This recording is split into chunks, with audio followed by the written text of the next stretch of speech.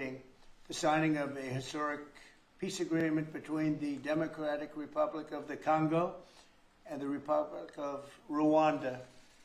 The conflict has continued, and it's been going on for many, many years. It's been going from, I guess they say 30 years.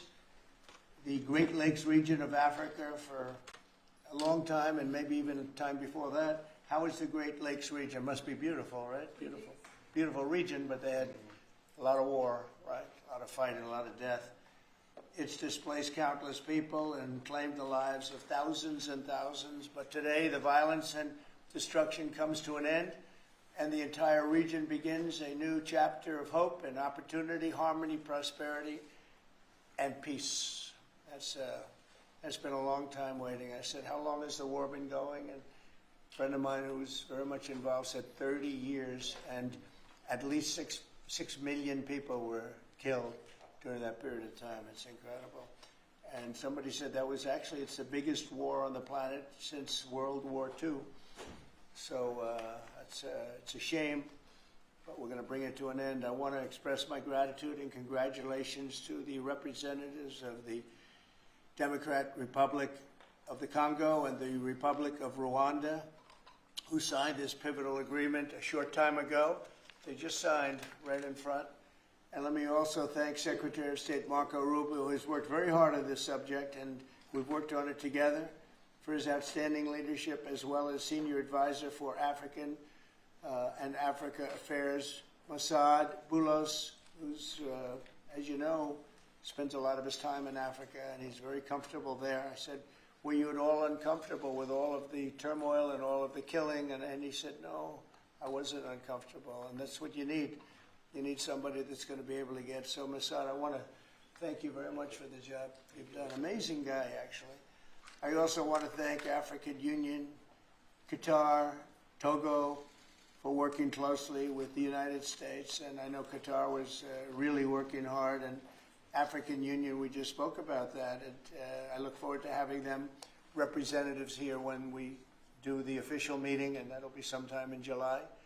And we look forward to it. And you better be here covering it, okay? You better, we're not going to stand anybody else covering it but you.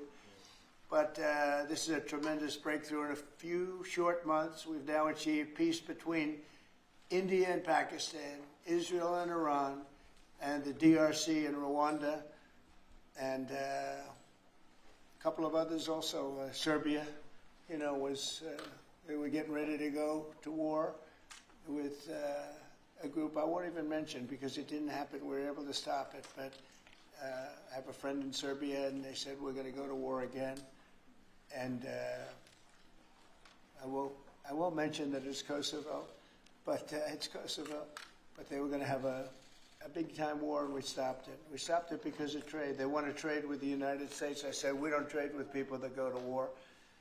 And we said that also with, if you take a look at Pakistan and India, it was great. They have two great leaders, and they were able to stop. They were in the midst of a big fight, I guess everybody saw, and it was going to get very bad. And they are nuclear nations, very powerful nuclear nations. In the months and years ahead, my administration will continue to work closely with all of the parties in this deal and ensure the agreements are fully taken care of, and you're going to do what's in the agreement. We'll say you better do what's in that agreement, right? Because if somebody fails to do that, bad things happen. But I have a feeling that after 30 years, I think after 30 years you're all set.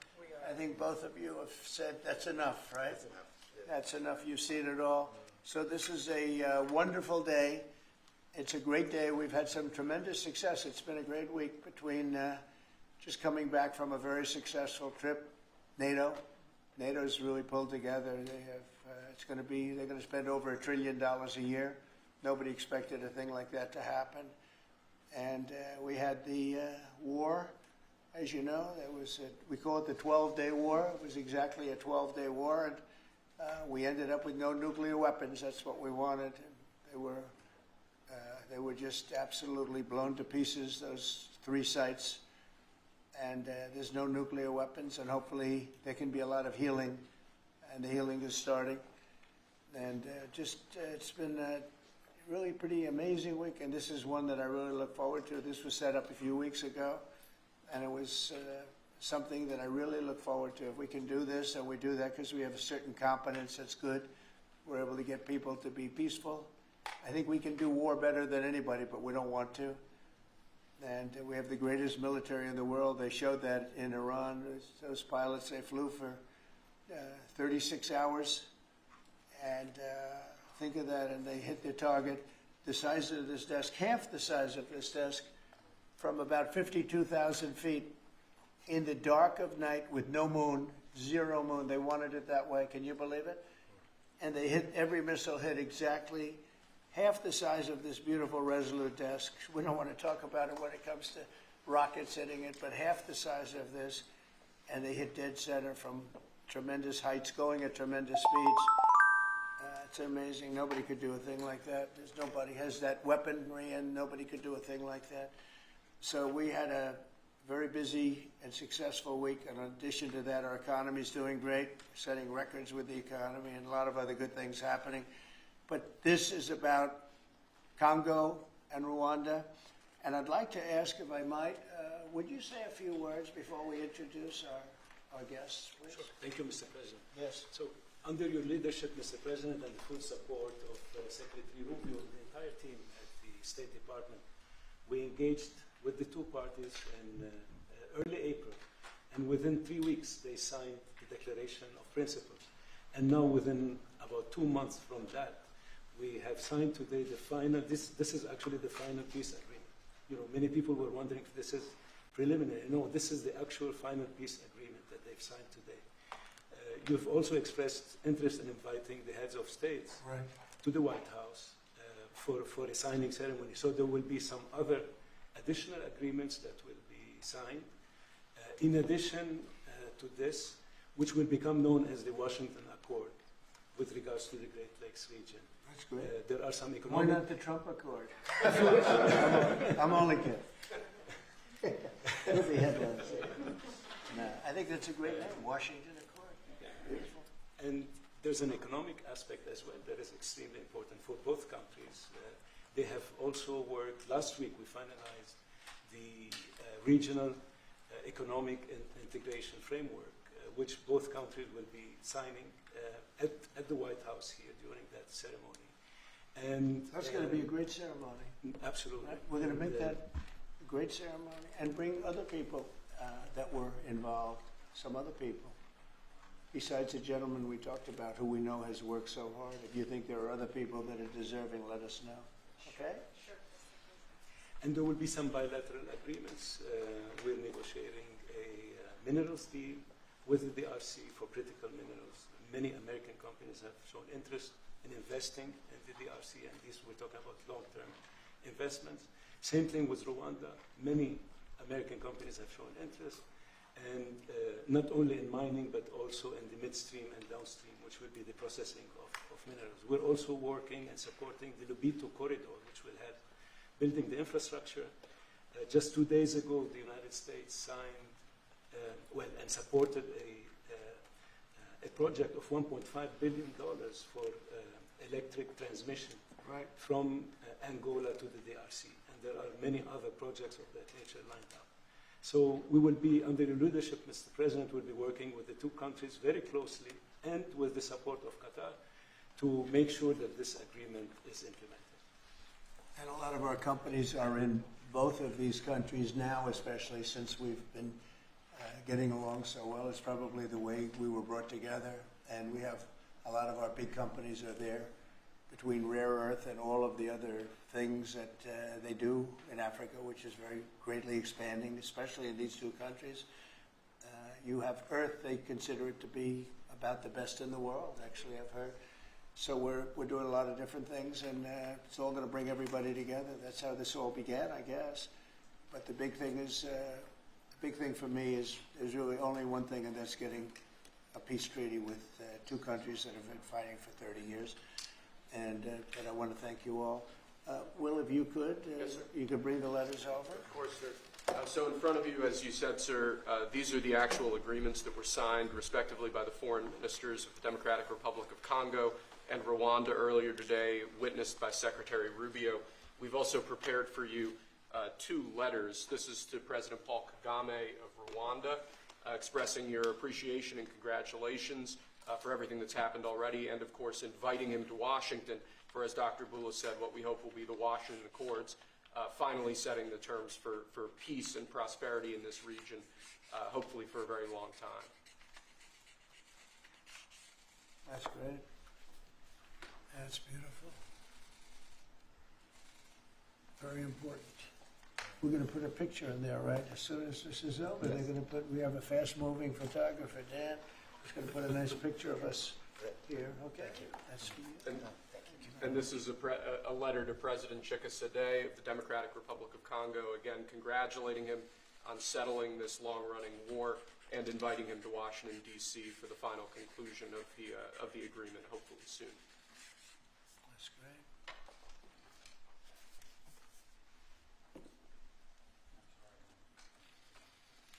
Nice, right? That's great. You take that pen, and you take that pen. Thank you very much. So I'd like to ask JD to say a few words, our great Vice President, and then Marco, and go ahead. Great. Well, first, let me welcome the foreign ministers of Rwanda and Congo. It's great to have you in the Oval Office. And second, let me say congratulations to the President, Secretary Rubio, the entire team. I think for the people of these 2 countries, they should know that the United States is committed to the pathway of peace.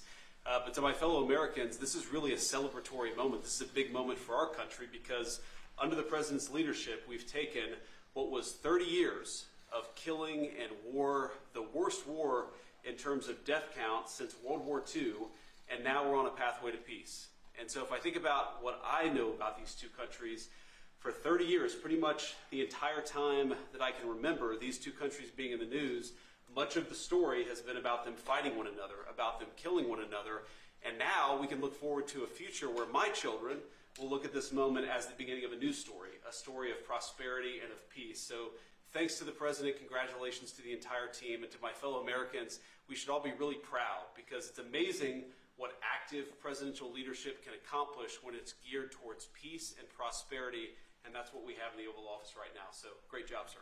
Thank you very much, JD and Marco, and then we're going to ask the 2 principals to speak.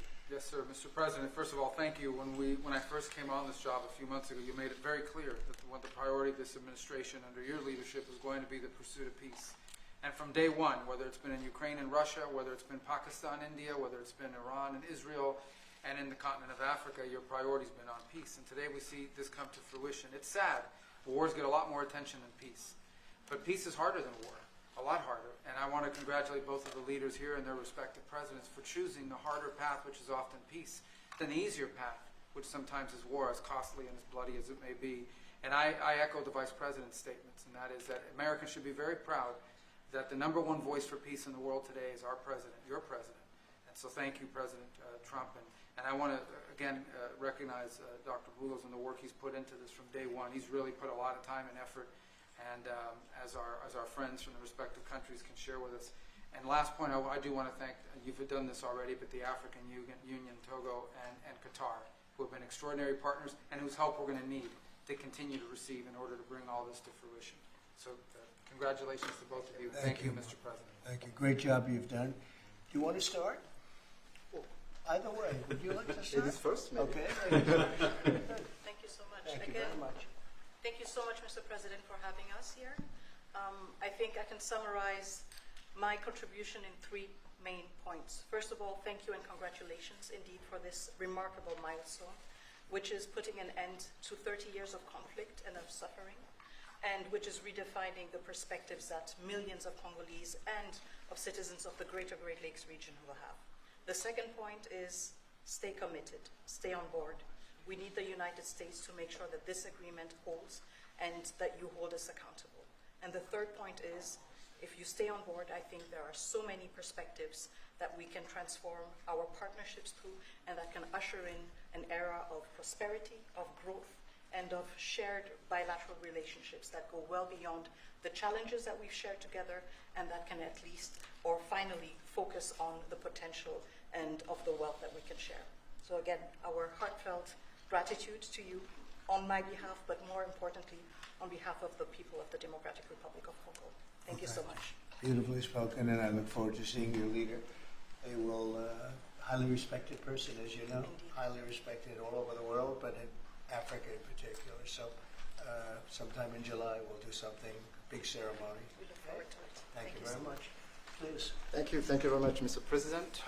This is indeed a historical day because it's the signing of a peace agreement between Congo and Rwanda to end a conflict that has been going on for 30 years.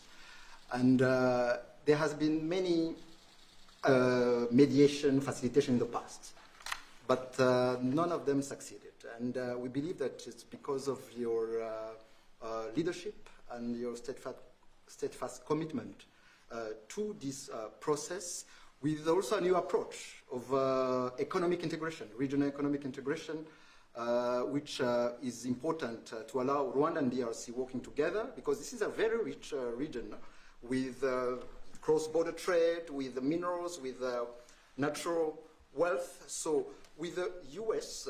Standing side by side with Rwanda and DRC, we believe that we will achieve a long-time peace. And we also believe that, as my colleague from DRC stated, it's important for the United States to stay committed, because today we signed, but now we need to implement what we have signed in order to open this new era you were talking about of prosperity, so that we can reap the economic dividend of peace. So for this economic integration framework to be implemented, it's important for the U.S. to accompany the parties to implement what we have signed, because in the past we have signed so many agreements that were not implemented.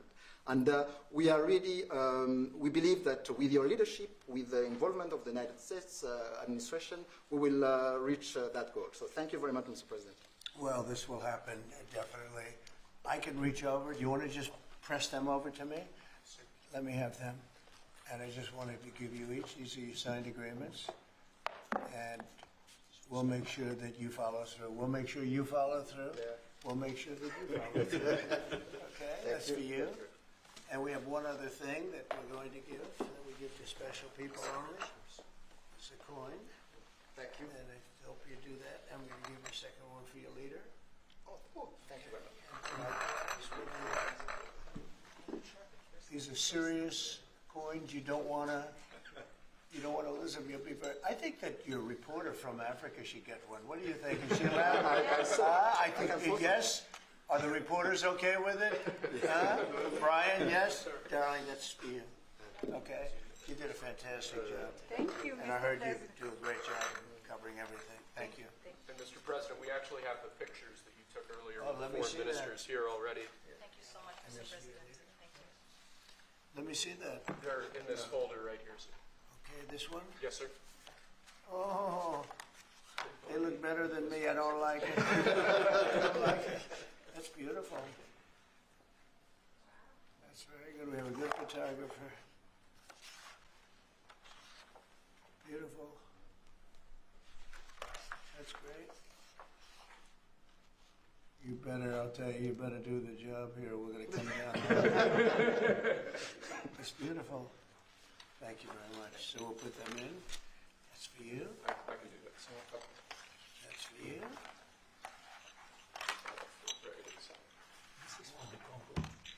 What is it? For the call. Yes. Okay. Let's see, we have two of them, I think so. You wouldn't give us one, you would have made a big mistake. Isn't that nice? That's for you. That's for you. Thank you, Mr. President. Thank you very much. And you're all set, and this is for you. You're going to get this. Good. Might as well hold it. Thank you so Thank much. you very much. Good luck. Thank you. Do you have any questions? No,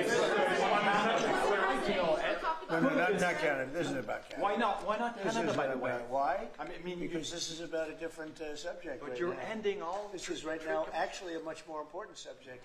We just ended a war that was going on for 30 years where 6 million people died. So don't ask me a trade question on Canada. Mr. President, Kara Castanova from Lindell TV. Now that your administration, and congratulations, has secured peace in Africa to a bloody, horrific war that's gone on for decades and no other president could do it Do you think the mainstream media will I finally... love her, I'm telling you.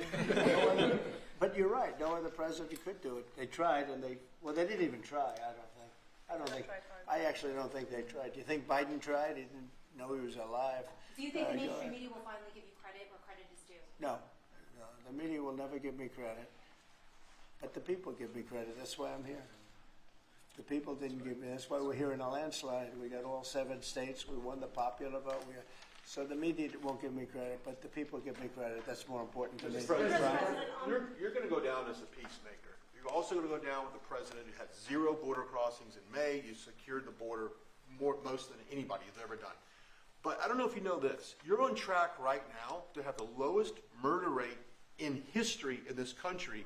And I think a lot largely go to the fact we closed down the border. But do you want to comment on that? You might go down as the lowest murder rate in U.S. history, President Trump. I saw that the other day, and it's an honor. I mean, and that's really even better because, we've taken a lot of illegals into the country through the Biden administration that are murderers, 11,888 to be exact.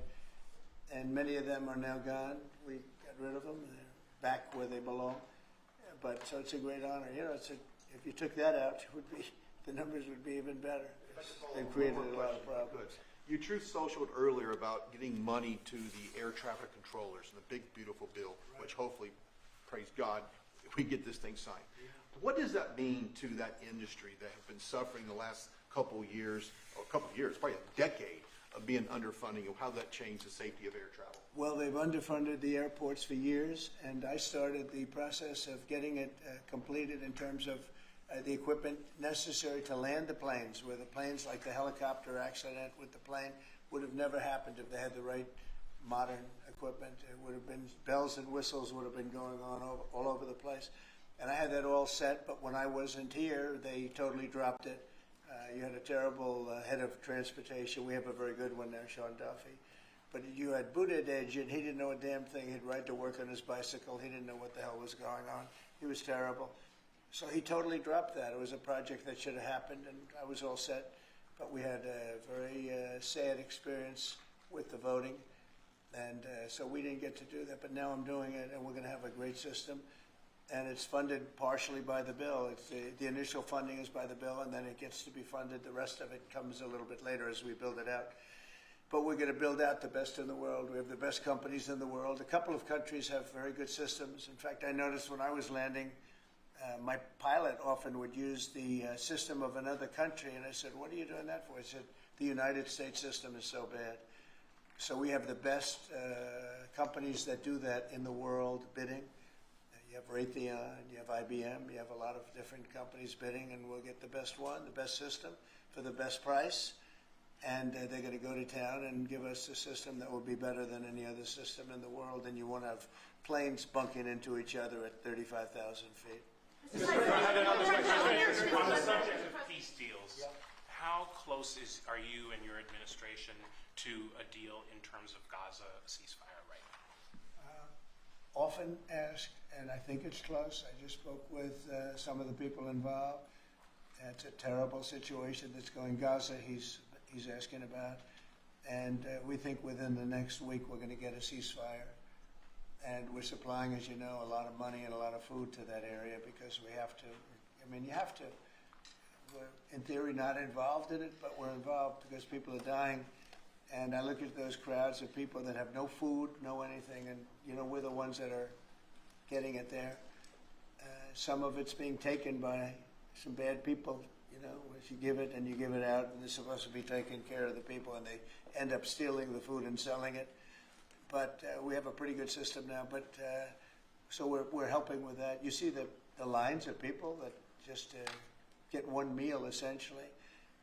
But it's too bad. Other countries aren't helping out. Nobody's helping out. We're doing that because I think we have to on a humanitarian basis. Like this, we didn't have to get involved in Africa, but we did because we thought it was.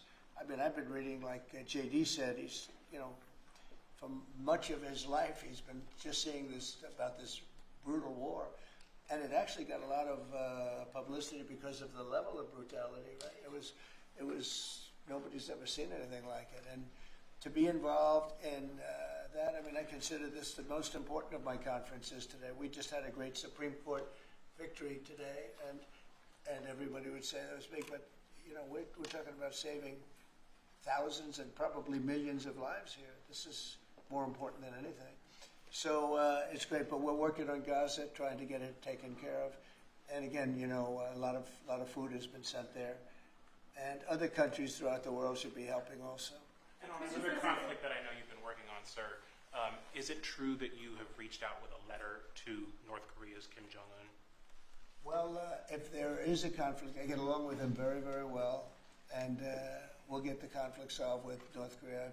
I've had a good relationship with Kim Jong-un, and I've gotten along with him really great, so we'll see what happens. But somebody's saying there's a potential conflict. I think we'll work it out if there is. It wouldn't involve us, but again, we're very far away from a lot of these places that we're solving problems with. But I enjoy doing it, I like doing it, and it's the right thing to do, and we have an ability to get it done, so we're solving things that we didn't have a lot to do. Serbia, Kosovo, I told you, we solved a potential disaster. I can tell you that some of the countries that you're not going to hear about, but some countries that were ready to go to war with their neighbor are not going to go to war with their neighbor, and that's a great thing. We have a number of them.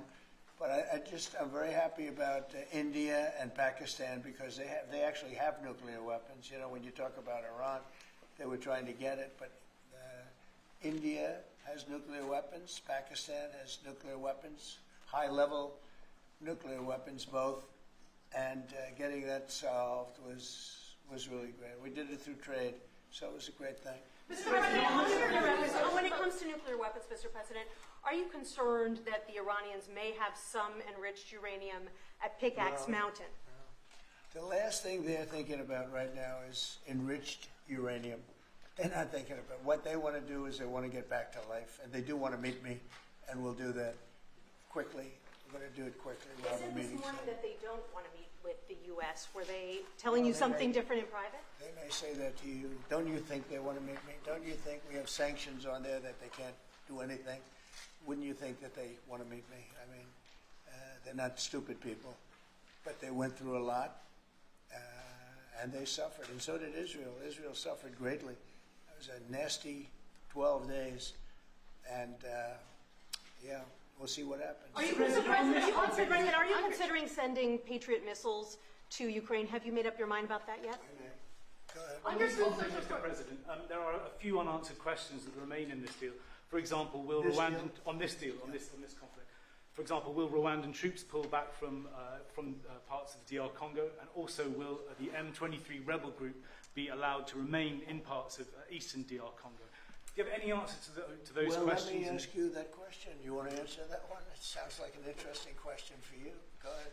Thank you very much. In the agreement we signed, we have taken the concept of operation for the neutralization of the FDLR, which is a vicious genocidal movement, and the lifting of Rwandan defensive measures. So this was already signed last year in November, so we will implement it. This concept of operation to do both things, to neutralize this movement, which has been destabilizing Rwanda for many years, and to lift our defensive measures. As for the M23, in the agreement also, we have decided to rely on the Doha talks, because there are currently talks between the AFC M23 and the DRC government to have a peace deal also that will complement the Washington peace agreement. So both things are taken care of. Thank you. Mr. President, will the United States be enforcing this agreement or taking a role in it? We're working with them to get it enforced. They can enforce their own agreement, but we'll be putting a lot of pressure on to make sure it gets enforced. The two people in this room are very, very capable people, and they'll get it done. I think they'll get it done. They love their. One thing I learned very quickly is how much you love your country and you want to get it done. And they know it has to get done, otherwise bad things happen. But I think we're well beyond that. Other presidents should have done what I'm doing right now. They never did it. I don't think they ever tried. I don't think it's like they couldn't do it. I don't think they ever tried. And if they did, they wouldn't be able to do it anyway. On the President, Yes, thank you. Mr. President, can you share with us what can happen if one of the parts violate this peace agreement? Because we don't want war to come back to Well, DRC. I'd rather not say. I would just say that there are big penalties if they violate, and they're not going to. I don't think they will violate. I think they mean it, but we have very severe penalties, financial and otherwise.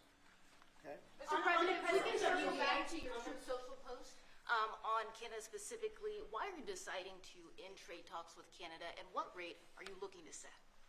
So Canada put a charge on some of our companies, and Canada's been a very difficult country to deal with over the years.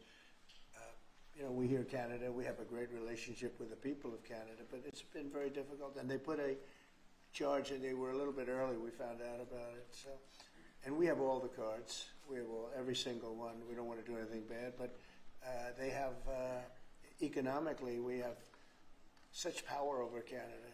I'd rather not use it, but they did something with our tech companies today, trying to copy Europe. They copied Europe. It's not going to work out well for Europe either, and it's not going to work out well for Canada.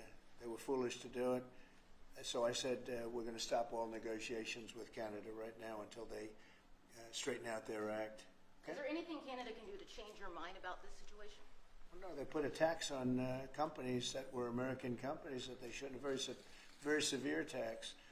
And I guess they could remove it. They will, but I don't really. I mean, it doesn't matter to me.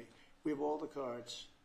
We have all the cards. We do a lot of business with Canada, but relatively little. They do most of their businesses with us. And when you have that circumstance, you treat people better. They've had farmers that are getting like 300, 400, 200% in tariffs. Nobody's ever seen anything like it. We have cases, you don't read this and the people don't report, but they charge us 400% on some dairy products. 400%. Nobody writes that. It's not fair to our farmers, and we've got to protect our farmers. Mr. President, you mentioned how much of a rate cut it would do to the interest on the debt. Earlier today, Director Pulte was on CNBC talking about how he suggested Powell should resign. Any comments on whether or not Powell should step down? I know you've been pretty critical. I don't have a comment. I'd love him to resign if he wanted to. He's done a lousy job. Look, if you were there, you'd say, well, the United States is doing well. They have no inflation. And if they do get inflation in a year or two, we'll start raising the rates. We'll get rid of the inflation, and do other things. Biden had the worst inflation in the history of our country. 19%, but I think it was much higher than that. Frankly, they say 19%. I say I think it's a lot higher than that. And we have almost no inflation now. We've done a great job in a short period of time. Energy prices are way down. Gasoline now is down to close to $2 in a lot of places. A couple of places I see it even broke. It's like $1.98 a gallon. We've done a great job on inflation and honestly, pretty much everything else. I think it's very sad the way people act. You have a guy in there that with the stroke of a pen could lower interest rates and save us hundreds of billions of dollars a year. But he's a stupid person. It's very interesting. I'm not sure if he doesn't understand it, because he should be able to understand it. It's sort of 101 economics, but I'm not sure of that. But think of it, with the stroke of a pen, he talks about costs. We can save $600 billion, maybe even, these are nice numbers for you, right? $900 billion, $950 billion by lowering interest rates. And it's really just more of a paper movement. It's not like you're not cutting anything, you're not cutting jobs, it's just interest rates. And we're number 40 or 44, number 45. Some places that you wouldn't believe that, I don't want to be disparaging, but they pay a lower interest rate than the United States of America. And without us, everything blows up. We sort of control the world in that sense. But we have a guy that's just a stubborn mule and a stupid person that is making a big mistake. He's making a mistake. And it lasts for years, because when you do the debt, now, I've instructed my people not to do any debt beyond 9 months or so. Get this guy out, and whoever is in there will lower rates. If I think somebody's going to keep the rates where they are, or whatever. I'm not going to put them in. I'm going to put somebody that wants to cut rates. There are a lot of them out there. And I said this morning, a lot of the business shows today were saying, Trump is right. He should be cutting rates. Think of it. We have a great country. We're making a lot of money. We're taking in billions of dollars in tariffs. We have $15 trillion of money that wants to be invested here, which is a record. In 2 months, it breaks any record that we've ever had for a whole year, and not even close. 15 trillion, and it's going to be much higher than that. That's after essentially 2 months, because we've been doing it for about 2 months, 2.5 months. $15 trillion breaks every record in the book. There's never been anything like this. We have factories moving in. We have car plants moving in. We have everyone wants to be part of the United States. And as I told you, and I say it to everybody, when I was in the Middle East, the King of Saudi Arabia and Qatar and UAE, all great leaders. They have all great leaders. All three of them said, you got the hottest country in the world, and you did it in, at that time I was there for 4 months, because we got back a little while ago. But everybody says it, not only them. We have the hottest country in the world right now. The only thing is we have a Fed chairman that is, he doesn't get it. And you could have substantially low. Like if we cut him 2 points, would save more than 600, think of it, more than $600 billion just because you cut. But you can't go out to the market and say, well, we have a guy that's got us at 4% or 4.5%, and we want to pay 2% or 1%. I think we should be paying 1% right now. And we're paying more because we have a guy who's, suffers from, I think, Trump derangement syndrome, if you want to know the truth. But he's not good for our country. Did you push for the president? The president of UVA. Did you push for the president? Not you. A related question on banking. There have been reports, Mr. President, that your administration is considering issuing an executive order about debanking, which is the practice of banks denying services based on people's political beliefs or industries such as crypto, people involved in that. Would you be open or interested to sign such an executive order targeting debanking, and what might that look like? Well, I think the debankers, I think that banks, I can tell you because I've been a victim myself, because of my politics, that big banks were very nasty to us. And I actually think it was Biden's people that told them to be, because the one group of people the banks are afraid of are the regulators. They are petrified of the regulators. And I've seen the biggest banker. I can tell you, you see him on television all the time. If a regulator walked into the room, he gets all nervous and crazy.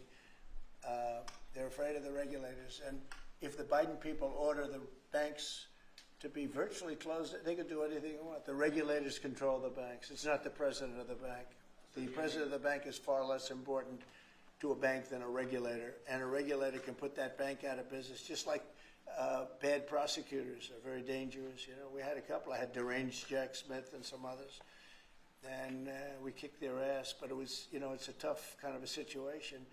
Prosecutors are very dangerous. A great prosecutor is an amazing asset for a country, but a corrupt prosecutor, a bad prosecutor is very bad. Well, the regulators are the same thing, and when they tell the regulator to go and make life impossible for big banks or little banks, they really control it. So there is a lot of debanking, and they call it debanking, call it a lot of different names. Essentially, they make it impossible to do business, and those people are very bad and very dangerous, and they shouldn't be doing it. Mr. President, could you please explain how taxes would go up by 68% if the bill isn't passed? Where does that number come from? Well, it comes from the fact that you have automatically the Trump cuts, which were the biggest cuts that we've ever had. Now, these cuts are even bigger, but from the last administration, we had the Trump cuts. It was a 5-year deal, and it comes due. When you add that to the cuts that you already have and other things, it amounts, according to what they tell me, about 68%. That would mean you'd have a tax, so that that the tax cuts that they got, the biggest tax cuts in our history, would immediately go up to that level. And that alone is a big chunk of the 68%. And then you have the other taxes that would accumulate.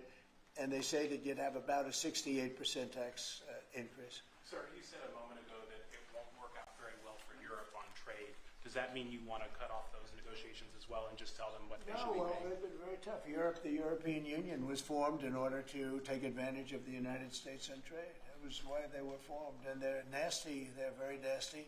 We have a good relationship. I'm dealing with Ursula right now and the group. But it's a very tough situation. They have been unbelievably bad to us. If you look at past precedents, they've treated them very badly. They're being very nice to me because I get it. I know the system, and we have the cards. We have the cards far more than they do, and they have not treated us well. And they're coming to us right now. You know, I said I was going to put on a 50% tariff. As soon as I said that, I put it out on Truth.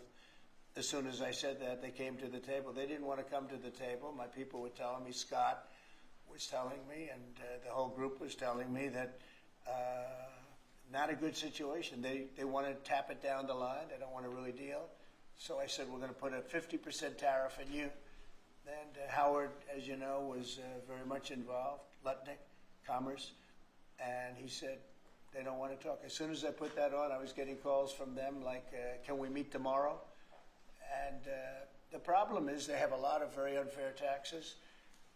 They have a lot of taxes that you wouldn't put on, and they sue all our companies. They're constantly suing Apple and Google and all of these companies, and getting in front of judges that essentially almost work for them. I guess they do work for them. They're European Union judges, and they're getting these crazy rewards. Apple was fined $17 billion, and others are being fined tremendous numbers of dollars. They're nasty people, and I don't want them affecting U.S. companies. I don't want that. If anybody's going to affect a U.S. company, I want it to be us. And if they're going to have to pay a penalty or a fine, let it be to us. So they've done this for a long time, for years, but they're very nasty. The European Union's very nasty, there's no question, but they'll learn not to be so nasty very soon. They know that. They know it's coming. Vladimir Putin reached out to you to help you with the Iran crisis. Well, he made some nice statements today. Did you see the statements? I saw the statement. Very nice. Vladimir Putin made some very nice statements today. Look, he respects our country again. He didn't respect it a year ago, I can tell you right now. But Putin respects our country. And President Xi of China respects our country. And Kim Jong-un they respect our country again. We were not a country that was respected just a year ago. We had a president that was incompetent. We had bad people circulating around this desk, this beautiful Resolute desk.